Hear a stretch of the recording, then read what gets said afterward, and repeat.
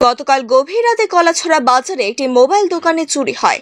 এ বিষয়ে দোকানের মালিকের পক্ষ থেকে মনুবাজার থানায় একটি মামলা করার পর বিশেষ সূত্র মারফত খবরের ভিত্তিতে মনুবাজার থানার এসআই মহিম দেববর্মা সমেত পুলিশ টিএসআর মিলে সাবরু মহকুমার সাজাদ ব্লক অন্তর্গত কালীর বাজার তাইমংপাড়া এলাকার আকাশ ত্রিপুরার বাড়ি থেকে চুরি যাওয়া সমস্ত মোবাইল উদ্ধার করেন এবং আকাশ ত্রিপুরা বয়স 24 এবং চেন্টু ত্রিপুরা বয়স 19 নামে দুই যুবককে আটক করা হয়।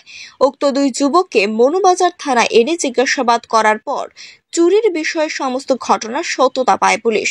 এ বিষয়ে পুলিশ একটি মামলা গ্রহণ করে এবং আসামিদেরকে আগামীকাল আদালতে প্রেরণ করা হবে বলে জানা যায়। Bureau report FM 24। রাতে যে পলাশরা একটা দোকানে গতকাল রাত্রে চুরি হয়েছে।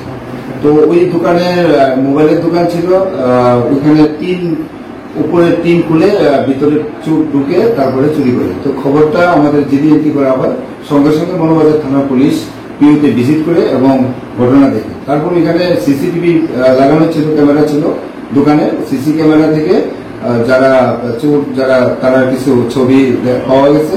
তো ওইটার ভিত্তিতে ইনভেস্টিগেশন শুরু করে